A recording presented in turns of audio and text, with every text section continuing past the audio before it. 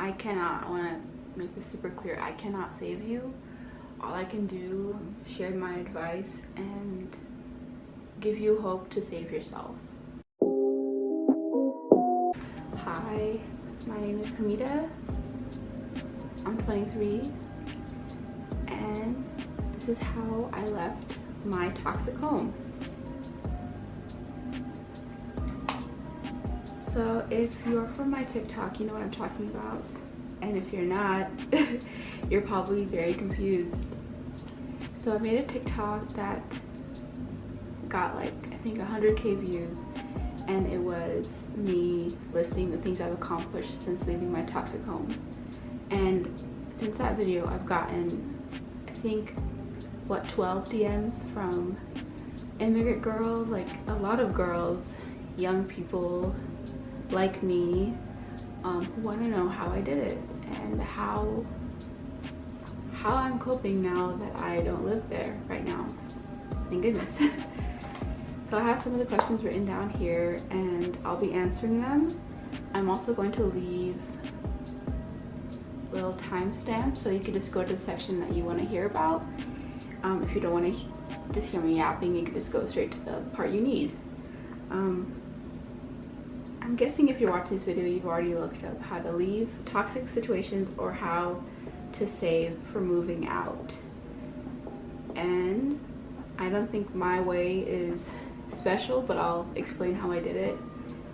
So I moved out March of 2019, and I saved up for 1 year, and I saved up about $3,000. And I wanted to do more, but it was getting really bad. And I've tried to move out multiple times, but I never really had enough money saved. And you know, I'd give the money to my family to help out, but the toxicity was just unbearable. March of 2019, apparently. First thing I did, I saved, like I said, I saved up for 1 year. I saved $3,000. I was working at a local ice cream shop, and I got paid pretty well, honestly. I got paid 14 something, like, and some change, because it was a mom and pop and they knew me, and yeah, they were ready to actually pay a living-ish wage. I know that's not the situation for everyone, but I've worked a lot of service jobs, and yeah, this seems to be the best method. So I worked there. I worked 30 hours while I was in college full-time. So yes, it was a lot. I was very tired all the time. I used the cash envelope Ramsey method. I'll link the videos I used below. It was really helpful for me because a lot of people who are in, if you're in a similar situation that I was, my mom checked my checking account all the time to make sure that I was actually giving her all the money I had. Luckily, she didn't really go through my things, so I took out cash and I hid it in my closet, and that's how I would save it. Luckily, I kept my closet pretty clean, and yeah, I didn't have the kind of, some people have parents who look through their things, but my mom looked through my sister's things, but not really my things. So I kind of like hid it under a box, and I just kept putting money there. And sporadically, I move around my hiding spot, and yeah, so that's how I did it, because that way when she took my card to check how much money I had, she would see that I didn't actually have that much money. And at my job, I asked for a check instead of a direct deposit. Just another way I can control my finances. The biggest part is having enough money to leave and not come back. I was super determined not to come back. So I made sure that I had enough money for, depending on your state, it's different depending on the area you live, but where I live is kind of expensive. So my roommate and I planned on moving out with her for a while, and now we signed our lease, so obviously it's going really well. I lucked out. I had the best roommate ever. I love her so much. But I made sure that I had enough money for the deposit, the first month's rent, the first month's electric bill, the internet bill, and yep, and my roommate paid for the renter's insurance, and then now I'm paying for it this year. So it really worked out for me.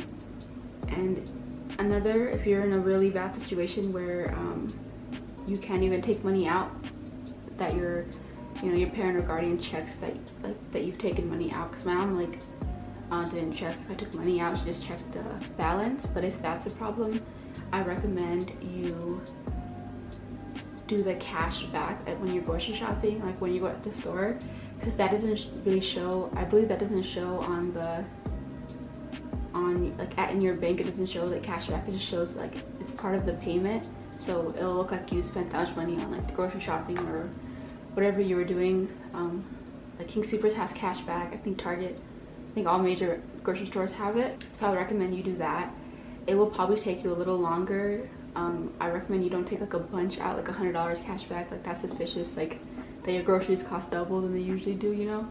Luckily I didn't have to do that, but I know friends who have had to do that and who are not even allowed to have checking accounts, so it depends on the severity of your situation, but that's a hot tip if that's the situation you're going through right now. Alright, so the next question I got a lot under my TikTok.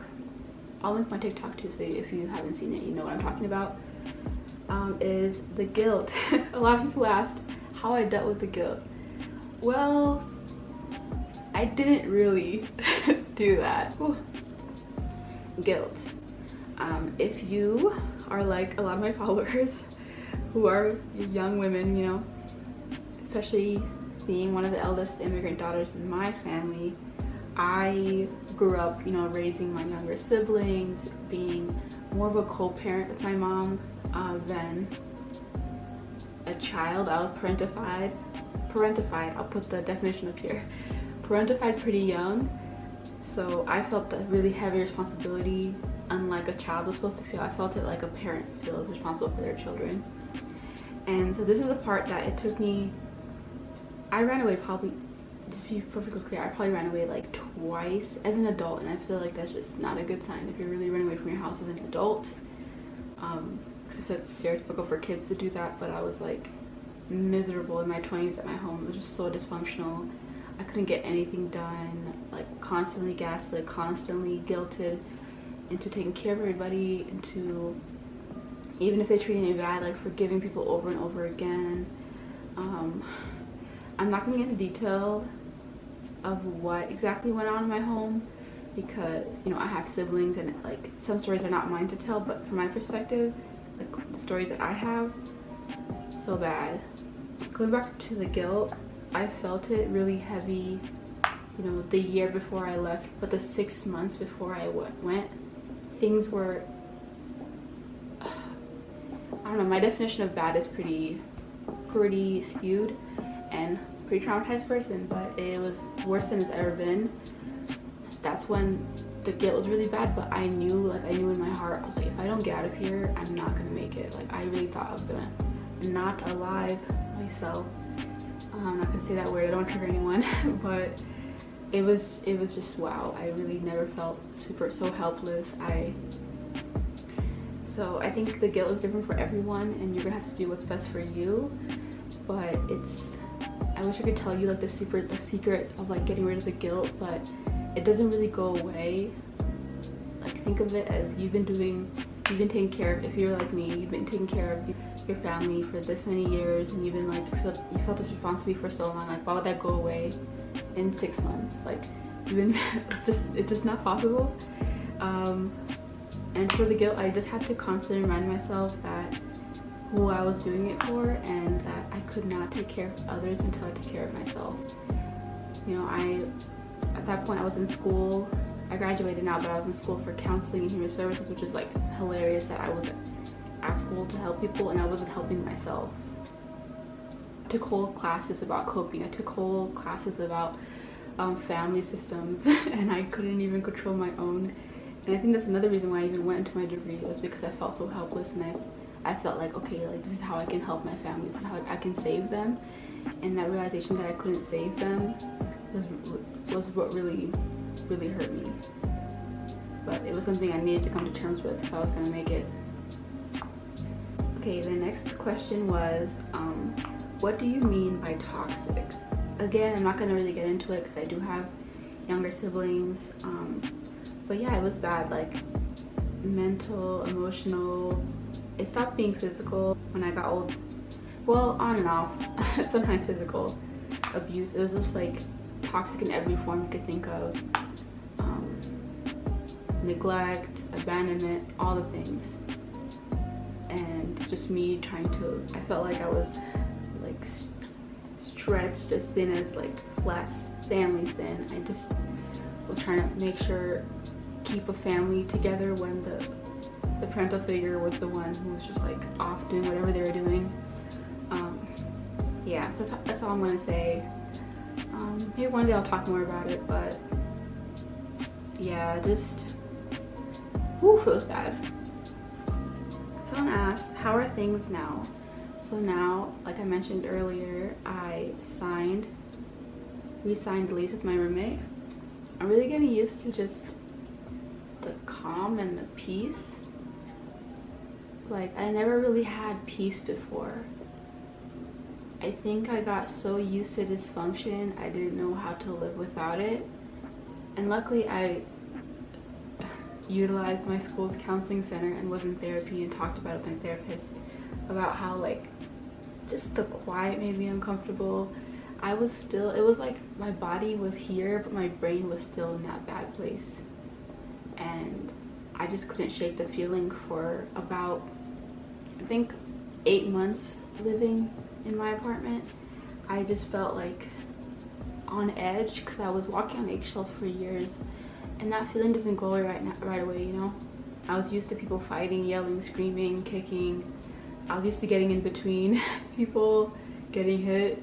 I was used to, I don't know.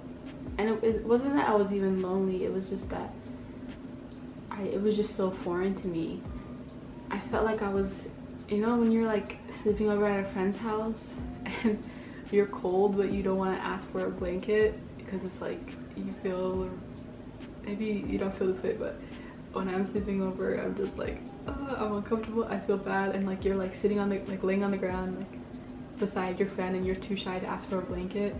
That's how it felt the first 8 months living away from my family. You know, when you come from such a dysfunctional place, I really didn't have anything, I don't know, stability. And it was nice to know that everything that was happening around me was up to me.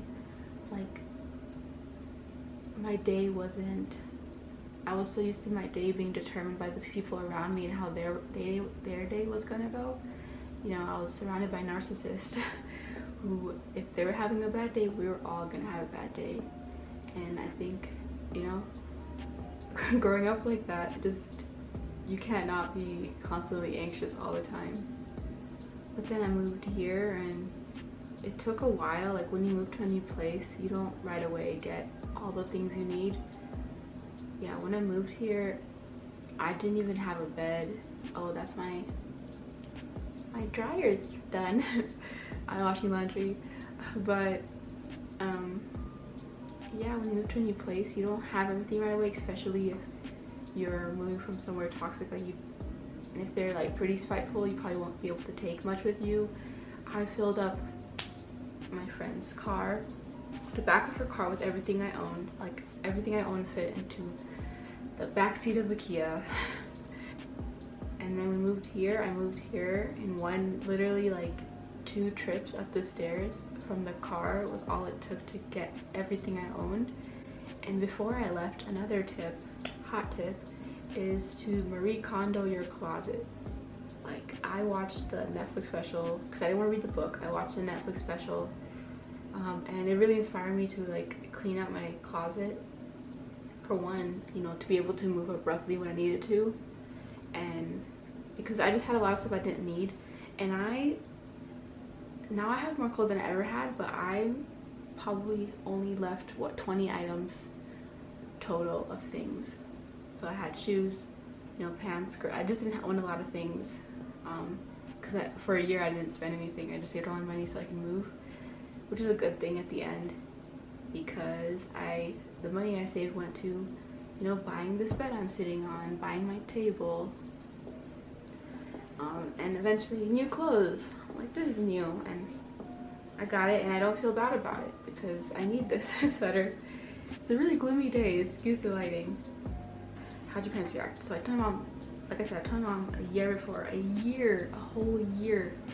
Oh, my legs are falling asleep. I told my mom a whole year before I left that I was gonna leave, but she did not believe me. And literally, while she was at work, I had my friend come over. I packed up the car. I told my siblings, I'm really close to my siblings, I still am, that hey, I'm gonna leave, I'm gonna move out. And I told them that like a year prior because I didn't want them to like feel like I abandoned them. And they may have still felt that way, but I wanted them to know because like I don't know, I still felt the responsibility towards them. And I was like, hey, and they're not snitches, so maybe you don't want to tell your siblings, but I was like, hey, I'm gonna go. Maybe they also didn't believe me too, but I sat them down and told them like I love them and that I'm like only a call away if they need me, if they need money, if they need anything, I'll still support them.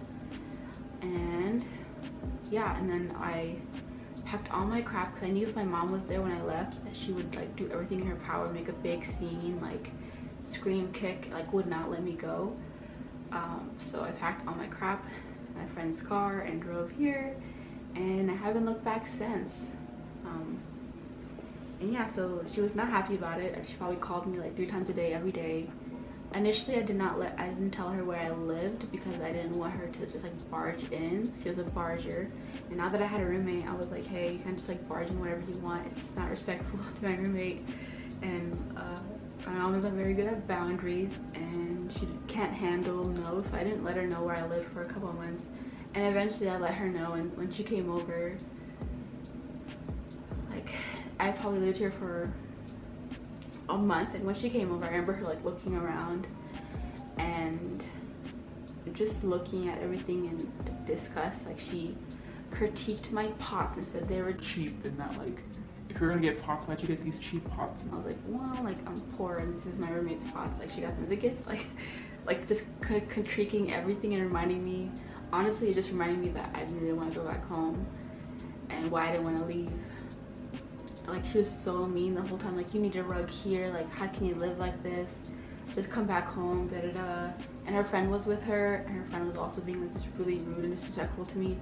I offered them like water, like a tea or something. I was still trying to be nice, and still just like shitting on me the whole time. And I was like, this is why I don't want to live at home, because you can't help like you just get off on freaking making me feel bad about myself. Yeah, so that's what happened. And your parents might react differently. Again, I think you're the expert of your life and you should decide what you think is the best choice, but that was the best choice for moi. Cool, next question. Therapy. I think I already talked about this a little bit, but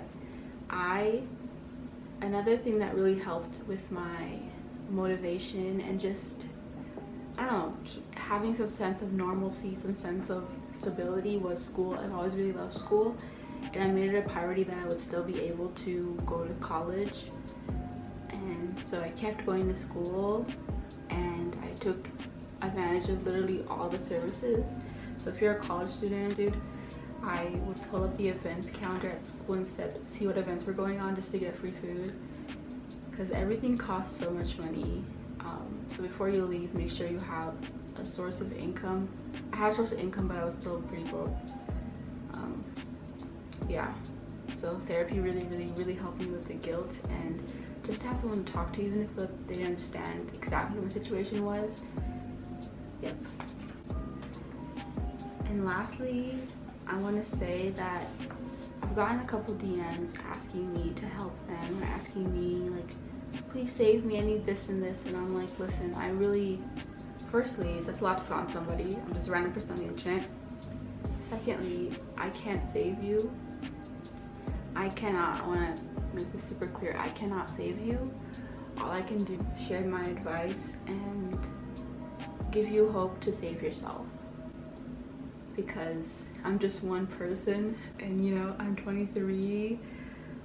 I graduated college, I have a job I like, and all that took so much struggle and courage and just uncomfortability. Like, you're not going to be comfortable.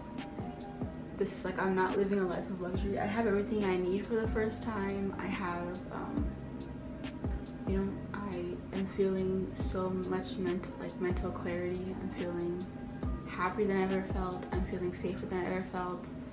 But there's days where I still struggle and I'm not perfect.